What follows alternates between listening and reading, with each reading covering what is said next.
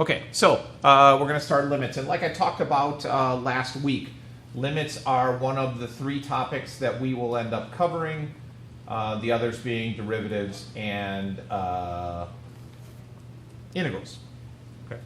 We spend a minuscule amount of time on limits, about 2 weeks. However, still important. And it's kind of a full circle thing. We're going to talk about limits now, and then we move on to all this other stuff. And then we come back to limits later on at the very end of the class. Okay. So, quick rundown of the objectives. We've talked a little bit about what a limit is already. We're going to take a numerical and graphical approach. So that's kind of what you were doing on the worksheet. The graphical approach is here's a picture. You're getting close to this number. What's the limit value? Numerical would be something like a plug and chug. We're going to look at what happens when the limit fails to work. What happens when, in fact, one of the answers on the worksheet was DNE, does not exist. You can't find the limit. And we saw that a little bit last week when we started looking at the values when you come from different directions. We'll talk about some of the properties of limits, strategies to find them. We'll talk about this fun thing called the squeeze theorem, also known as the pinching theorem, also known as the sandwich theorem. And then, of course, you should be able to fit 20 grapes in your mouth. Anybody? Ever checked? You got to get out more. Okay, so we talked about this already on Thursday, but let's go over it again. What is a limit? Well, we said the limit is the y value the function approaches as you get closer and closer to some x value. Okay, so if I look at this graph, I just took a chunk of some graph there. If I pick anything on that graph that's not this weird open circle, you just get a value. So for instance, if I approach 4, okay, what's the limit as x approaches 4? I'm going to get an answer of, it appears to be 2. Okay, that's the plug and chug component of it. Where things get weird is when you start approaching holes and asymptotes. Okay. Well, I happen to know what this function is. It's that ugly rational function. Okay? So, first things first, plug and chug. So do that. I'll wait. Plug 4 into that and tell me what you get. You might want to use your calculators, by the way.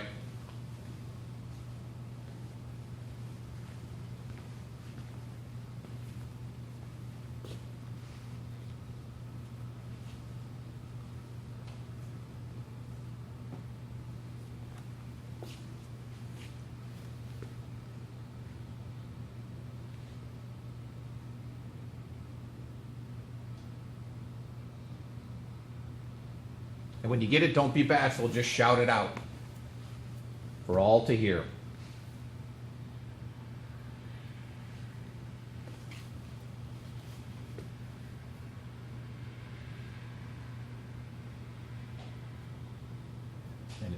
I got 0 when I plugged it in. 0 where? The whole thing is 0? Yeah, because the numerator was 0. Oh, did you check the denominator? I got negative 16 on the denominator. Yeah, me too. Anybody else?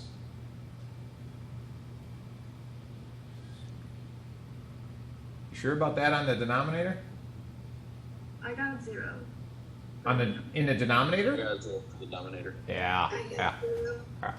Okay, so let's talk about what just happened. If you plug it into the numerator, you get 0, which is fine. And as Max said, 0 over anything is 0. However, when you plug it into the denominator, you also get 0. And we can never have 0 in the denominator. And what makes things even worse is when you plug and chug, you get 0 over 0. So, this will be a fun question. What's 0 over 0 equal? By the way, there's at least 3 possible answers here. Undefined. Good. Undefined. Undefined because the denominator is 0. Very good. What else could it equal?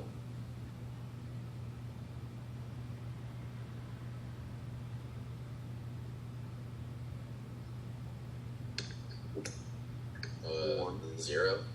Could be 0 because the numerator is 0. Could be 1 because it's the same number over itself.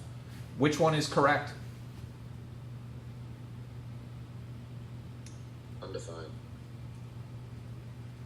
We actually don't know yet.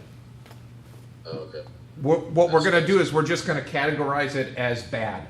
That doesn't work. So what it equals is irrelevant. For us, it doesn't work. Okay, so step one in a limit problem, plug and chug. We did that, simplified, it didn't work out well. So now we need to come up with a different approach.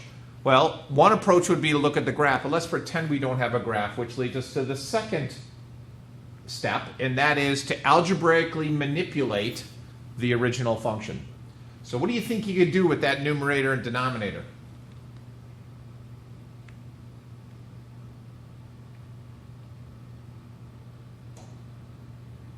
Amanda, I saw your lips move, but I didn't hear you say anything. Right? Just factor it. Factor it. Good. Factor the numerator, factor the denominator. Little practice for you there.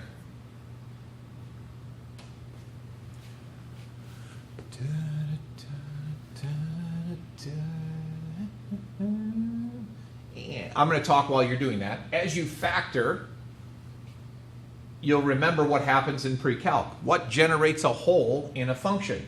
A hole in a function is generated by some canceling in a rational function. Okay, so if you do your factoring correctly, something should cancel in the top and the bottom. And I'm guessing it's going to happen at somewhere around 2 point something or another, because that's where the hole is in my graph. So we're getting some canceling there? Beautiful. If you canceled correctly, you should be left with 2x plus 7 over 3x plus 5. Okay, so step one, plug and chug. Step two, try to algebraically manipulate. We just did that. Step three, plug and chug again. So now try to plug 4 in again. Does it work? The top is 15. The bottom is 17. Oh yeah, we're in business. 15 over 17.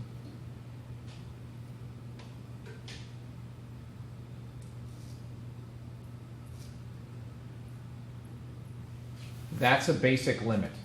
And now we're going to make it more complicated.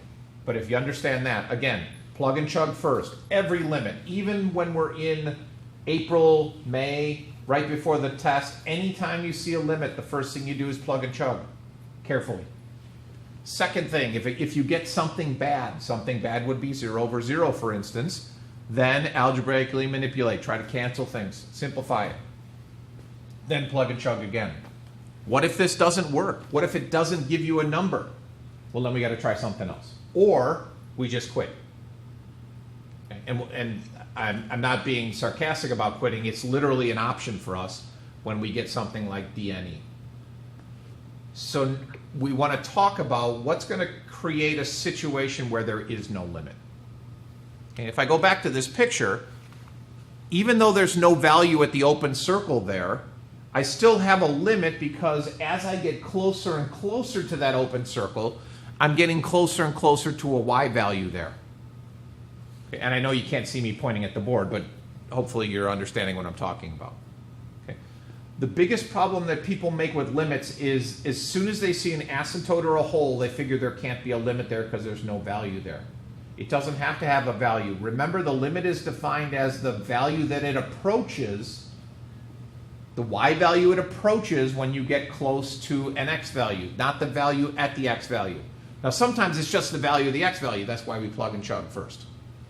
Okay, is any of this making sense? Give me a thumbs up if it does. Give me kind of a if it's still a little shaky. Okay, so let's move forward and we'll see if we can clear some things up as we go along. Okay, so now some notation. And again, we talked about this last week. This is the limit as f of x as x approaches a, and a is some quantity. So you see I got this nice pretty graph over here on the right-hand side, which demonstrates what's happening. As x slides closer and closer to a, then the y value gets closer and closer to this number L. So as x gets closer and closer to a, this gets closer and closer to L. And sometimes it's just going to be a matter of what's the L value at that point. But again, if there's an asymptote or an open circle, we have to come up with a different approach. Okay, so that's going to be our main notation there. When you're doing limits, when you're calculating, when you're simplifying, every time, I know it's a pain in the butt, but you have to rewrite that limit.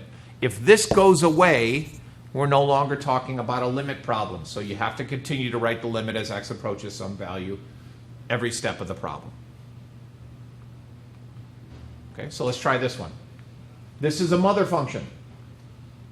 Theoretically, you know what that looks like. If you don't know what it looks like, if you know what it looks like, sketch a graph in your notes. If you don't know what it looks like, then figure out what it looks like or fire up your calculator or Desmos or whatever it is you use to get a picture of what that graph looks like.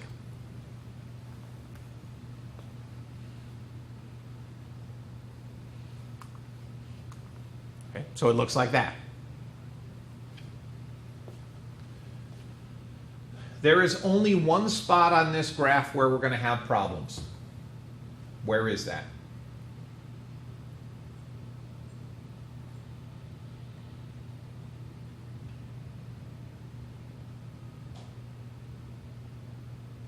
Anybody? Like around 0. Around 0, correct. It wouldn't be interesting if I said, well, what's the limit as x approaches 2?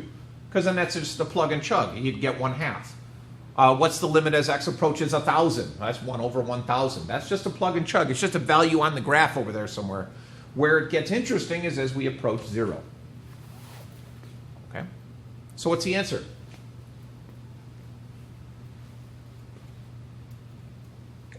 Infinity? Yes and no. Anybody want to counter Prasant's answer? Or are you all going to agree with him because he's such a charming individual? Positive and negative infinity. Both of them. Why, Kev? Because from each line it goes like up and it goes down depending on the line you look at. Okay. Good.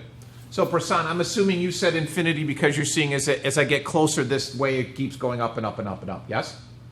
And Kevin, you're taking into account that as I move from the left, as I get closer from the left, it goes down and down and down, right? Okay, so that creates a problem and we need some new notation. And I talked briefly about this on Thursday, but we get two different expressions now. As I approach 0 from the positive direction, Prasant, what's the answer? Infinity? Good.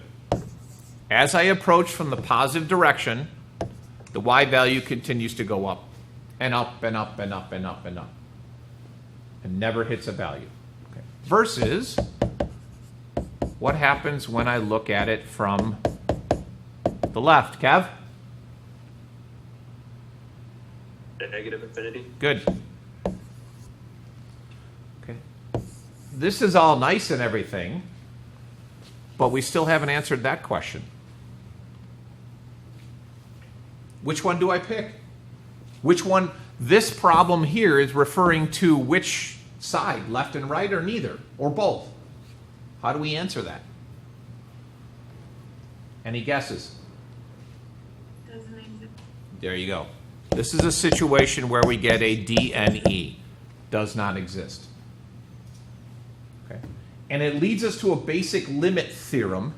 And that limit theorem says the following. In order to have a limit at a point, the left-hand limit has to match the right-hand limit. That's what it says in that purple box. Let me get this gunk out of the way. This is a pretty important theorem here, so I want to make sure it's not obstructed.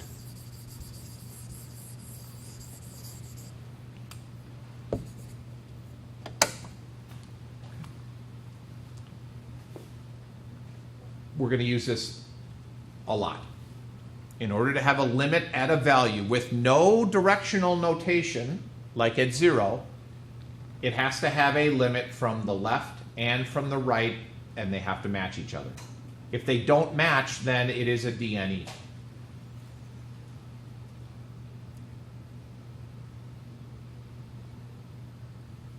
Questions on that? Okay, so I'm going to go back now for 1 second. If I go back to this picture that we had here, if I approach from the right-hand side in this picture, I get close to that y value. Let's call it L.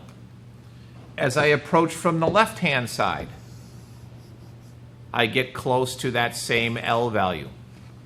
Therefore, we have a limit, and we found that limit. That's okay. Holes don't create problems. What causes problems are what we just saw in this. Where are we? This guy. Asymptotes. Okay, so let's change the problem a little bit. Let's get rid of this bottom part. We'll pretend we don't know the function. What if the function looked like this?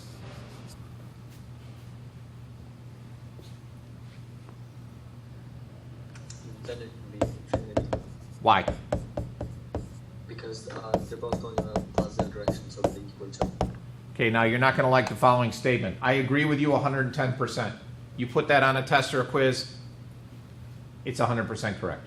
However, we'll have to talk, as you get more comfortable with limits, we're going to have to talk a little bit about how the College Board interprets this. There are many people in the calculus community that would say that D and E is the answer here. And you would say, well, why? Obviously, infinity on the left, infinity on the right, it's got to equal infinity. Well, there is a group in the math world that says that infinity is not a number, it's a concept. Okay. For our purposes now, I would interpret the correct answer as infinity because the left-hand limit matches the right-hand limit. We're good to go. Okay. We'll talk more about DNEs in this situation in the future. We've glanced at this a little bit, especially when we just talked about what we did, but there are other instances where this could happen. Okay, this slide, very exciting. Couldn't wait to get to it. And the reason why is this is a new mother function.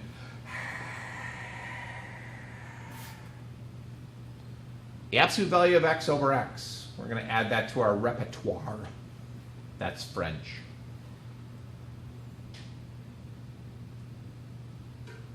And I know that if I gave you that function and asked you to play with it for a little while, you would have come up with that mother function. Okay, let me get rid of that. Starting at 0, it goes 1 all the way to the right to infinity, which makes sense. You put in 2, you get 2 over 2, which is 1. You put in a gabillion over gabillion is 1. On the left-hand side, if you put in a negative number, you get negative 2 over 2, which is negative 1, and we get that. Okay? So before I click, let me ask you a couple questions. What is the limit as x approaches 2 of the absolute value of x over x?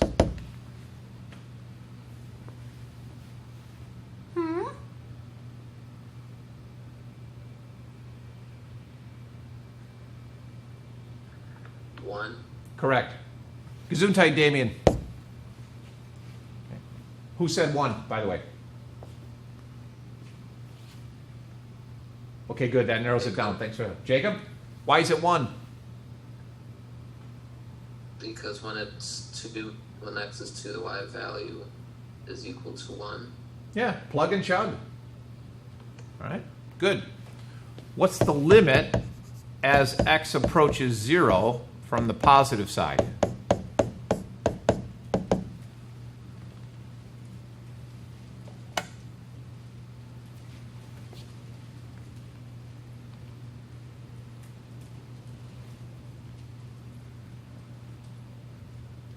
Come on, don't be bashful. We got stuff to do.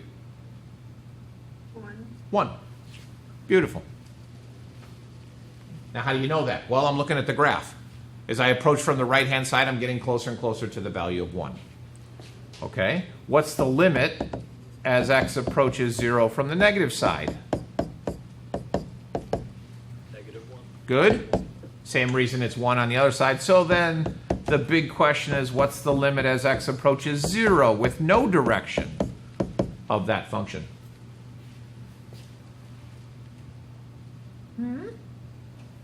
Doesn't exist. Beautiful. D, N, E. Why? Because this will be a question you'll be asked. Why? Because the left-hand limit does not equal the right-hand limit.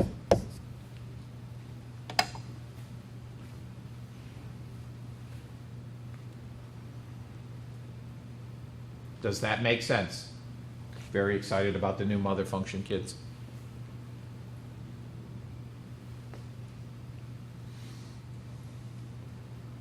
Okay, how we doing? Problems, questions, concerns, anything for the good of the cause? Beautiful. Moving on. Did all that. Yep, got that. Great. Okay, here we go. We did that. Yep, fantastic. Ooh. Okay, so this is where we get into the infinity discussion. This is from the book because it's in a blue rectangle. Number one we've talked about already. Left-hand limit has to match the right-hand limit. 2 is what causes the problems for us. I'm going to interpret it as being equal to infinity. If both sides go to infinity or both sides go to negative infinity, you can give that as an answer. They're arguing, however, that the limit would not exist. Okay, and we can deal with that later. For now, pretty much I'll accept either answer, but most people are going to go with that infinity or negative infinity. And then 3 we haven't talked about yet, but we will get to it later, is what happens when it oscillates. Okay. Do you know what the word oscillates means? Yeah? Okay. Like a spring. When you pull a spring down and it bounces, that's oscillating. Okay? You know what I'm saying? All right, good. Sorry, I'm excited about calculus. Okay, how are we doing for time? Oh, we're doing great. All right, I'm going to keep going. Anybody's head about to explode? Are we okay? No? We're all good. All right, good. Just trying to be safe about it. This stuff is kind of common sense, so I don't want to say common sense. That's a bad way to phrase it. This is straightforward, and it follows a logical progression, so I'm going to go through it quickly. Number 1, the limit of b as x approaches c of b. Okay, well, think about that. If my function is just a number, then graphically it would be a straight line. Well, all lines are straight. It'd be a horizontal line. All horizontal lines have the same y value, therefore you just get the answer. 2 and 3 are fancy ways of saying just plug and chug. If I put c in for x, oh look, I'm going to get c. If I put c in for x, I'm going to get c to the nth power. So it's just pretty basic plug and chug. Okay? Number 1, horizontal line. Number 2 and 3, plug and chug. Problems? Questions? Okay. If you have questions, you got to ask. Otherwise, I'm going to keep rolling because we're going to get into this travesty. Don't write this down. Okay. Now, the reason not to write it down is because it makes perfect sense. If you take the limit of a sum, it's the same thing as the sum of the limits. If you take the product of a limit, the limit of a product is the product of the limits. A limit of a quotient is the quotient of the limits. So it follows logical progression. Which means, if this were a traditional calculus course, like I took it in high school or like I took in college, we would approach a problem like this very differently. Okay? So, we're going to do this in 1 second, but I'm going to show you how it would have been done in the old days. Don't write this one down either because it's ridiculous. Nobody's going to do this. If you do, there's something wrong with you. But if we use these properties to solve this problem, I would start by splitting the limit of a sum into the sum of the limits. The limit of a function multiplied by a scalar, you can move the scalar out in front, so it would become this. And then we can talk about the exponents. And after doing all that fun stuff, we would get down to 19 as the answer. How should I really take that limit? Plug in 2 to the original. Plug in 2 into the function. 2 squared is 4. How did I get 19?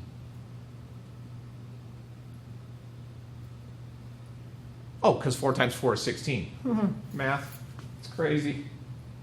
Tried to do it without a calculator. That's embarrassing.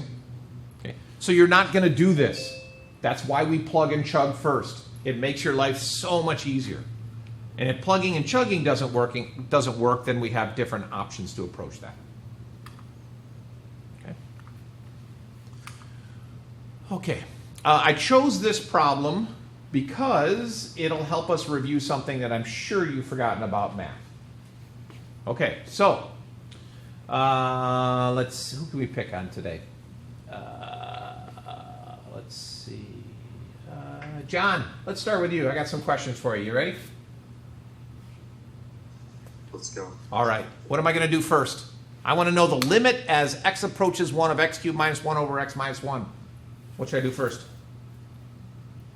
Plug in. Love it. If I plug in, I get 1 minus 1 over 1 minus 1, which is 0 over 0. Oh, God, what do I do now? Help me, John. I don't know. Anybody else? What happens if plug and chug doesn't work? What's step 2? Factor. Factor. Does anybody remember how to factor the difference of cubes? I didn't think so. That's why I chose this example. Let's suppose we have, a cubed minus b cubed. We get a minus b times a squared plus ab plus b squared. Whoops. I think that's right. A minus b. Yeah. And unlike squares, we can also do the sum of cubes.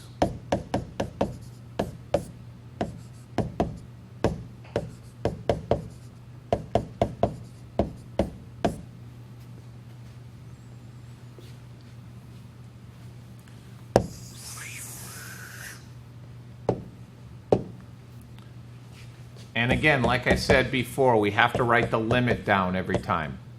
X minus 1 times the quantity. X squared plus what? Plus x plus 1 all over x minus. Oh, look at that. Whoosh, whoosh. Plug and chug, we're good to go. By the way, this, what is that thing? Quadratic that you get will never factor. Don't bother with it. Okay. And also, notice this is not a 2AB, it's just AB. Plugged and chugged, it didn't work. I got the dreaded 0 over 0. I algebraically manipulated. Things canceled, I'm happy. What do I do to end this bad boy?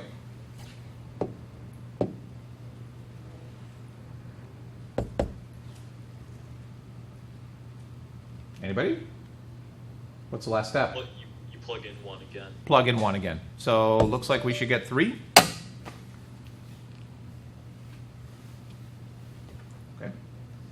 If that doesn't work, if you go through this process, you plug and chug, you algebraically manipulate, you plug and chug again, and it doesn't work, then you just give it up and say that's a D and E. However, what happens is students fall in love with D and E. They look at a problem for 3 seconds. If it's too difficult, then that D and E, doesn't matter. It's a line, I don't care, D and E. Don't get too comfortable with this. It's kind of like the old none of the above on a multiple choice question, you know what I mean? You do the problem or you think you know the answer's not there, so right away you go with none of the above because it can't be that you made a mistake, it must have been them making a mistake. Okay. 2 theorems here. For those of you that have had me before in class, I think I mentioned this already, I'm not a big fan of memorizing. However, these are two functions or 2 theorems where I'm going to contradict myself. These are things that you're just going to slap onto a note card and practice with. Okay. And we're going to talk a little bit about these later on, but for now, just write them down, and then we'll move on to bigger and better things. Well, actually, I have an example that's going to show you how to put those in place.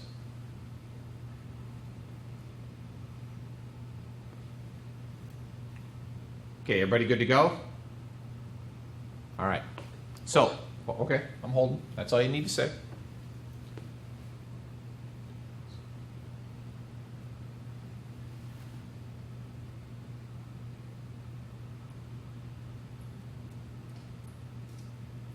Now we're good. All right, so suppose I want to do this.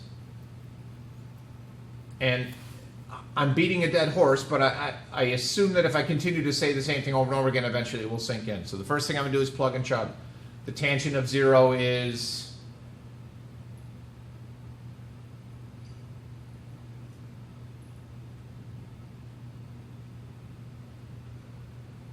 Anyone? Bueller? Anyone? 0. Thank you. 0 over 0 doesn't work. Algebraically manipulate. Well, how can I algebraically manipulate this? The only thing I can think of doing is turning that tangent into a sine and a cosine, okay, which is what happened here. Tangent is sine over cosine, so sine over cosine over x, dividing by a fraction, the same thing as multiplying by the reciprocal, allows me to split it into these two puppies. The limit of a product is the product of the limit, so I can count these as separate limits. Well, that sine of x over x looks familiar. It's right there. Sine of x over x is, in fact, 1. 1 over cosine is just a plug and chug. That's not one of our theorems, so therefore we get the answer of 1. Okay? Just an example of how to apply those things. Not crucially important, but these pesky little, this guy and the other one will pop up occasionally. They'll pop up right when you forget about it. And you're like, oh wait, that looks familiar. Go to your flashcards, go to your notes.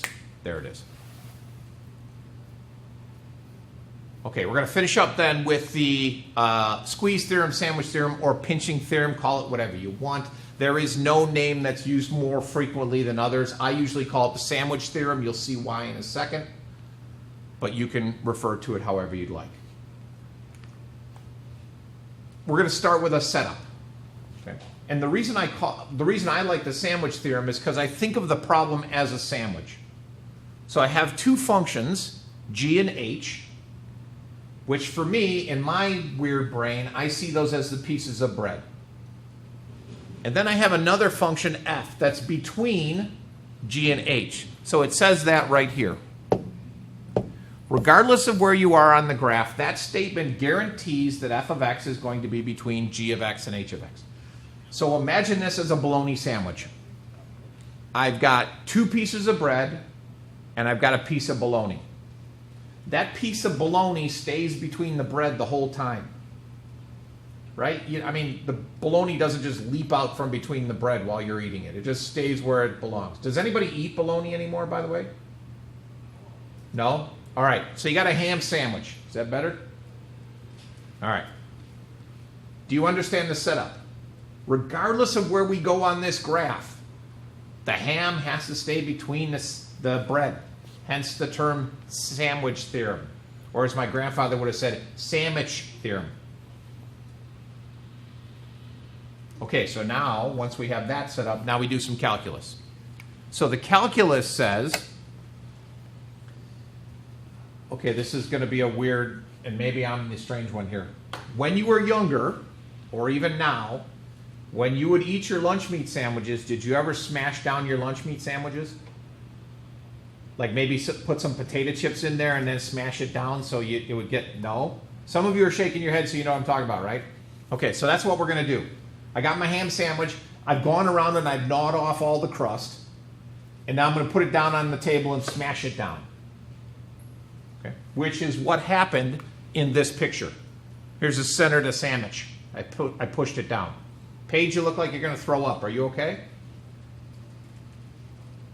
Yeah? I'm good. Okay, good. If the pieces of bread approach some limit, then the ham has to approach the same limit. Okay? So, if I start smashing down the bread, The ham doesn't just come flying out of the sandwich. It stays in between the bread. It's just skinnier. So out here you got this big honking sandwich, and then you start to mash it down, and we get to this guy. And we mash it down to the point where it approaches some limit value. Okay? Which is what this says. So now we talk about the math. This is not the most practical theorem in the world, but it is used occasionally. And in particular, you'll see the example that I'm about to show you. What's more important, I think, is understanding the theorem and not understanding the example I'm going to show you. So before I click to the next slide, does anybody need a clarification on the theorem, or does it logically make some sense? Which one is it? You're shaking your head. Yeah. Are the lights on or off? Yes. Does it make sense? Yes or no? Okay, good. Now, how do we use that to solve a problem? Well, let's look at this, other names there. Here we've got this funky graph. This is what's called an oscillating function. Forget about the parabola-looking things. We're going to talk about that squiggly function inside there, like a sound wave or something. If I take this function and I zoom in on it, it'll look exactly the same. That oscillation never stops. It looks like it's approaching the value, but again, if you zoom in, it still oscillates. And you zoom in more, and it still oscillates. Okay? So I want to find the limit. I kind of know what the limit is. I'm thinking as I get close to 0, this function, that, by the way, is what's pictured over here, is going to approach 0. I can pretty much guess that from the picture, but I need the squeeze theorem to prove it. Okay, so put your pencils down. Just watch me go through this, because you don't need to know how to do this as much as understand how it works. So I can't work with that, because again, the first thing I do is plug and chug. Well, I get 1 over 0. That doesn't work. I can't algebraically manipulate that at all. So my gut reaction is, okay, let's DNE. However, the sandwich theorem, squeeze theorem, pinching theorem, gives us a method to solve that. And it goes like this, and this is where things get a little bit weird. Let me explain this step by step. Okay, so I'm starting with the sine function. I'm going to build the function that we're looking for here. I'm going to build that in reverse. So I'm going to use the sandwich theorem backwards. And I start with this. I know that if I have the sine of some function, it must always be between 1 and -1. You knew that, I know that. And it doesn't matter what it is. You can put anything into t there. Okay. Sine of x squared, between 1 and -1. The sine of a gabillion over x, between 1 and 1. So I'm choosing to put in 1 over x squared. Well, why 1 over x squared? Because I got that up there. That builds my function. Again, it doesn't matter what you put into the sine graph, it's still going to stay between 1 and -1. Then I do some simple algebra. I know I need an x squared there, so I multiply that function by x squared, which means I got to multiply the whole thing by x squared. So what has this done for me? Through a little bit of sneakiness, I've established the fact that I now have 2 pieces of bread, which are x squared and -x squared, with my piece of ham, which is this big, ugly, oscillating piece of ham that I don't care about. So I'm not even going to work with the piece of ham, I'm going to work with the bread. Which lends this question. What is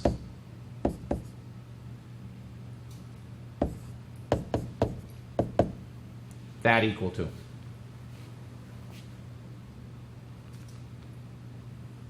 That's a 0, by the way.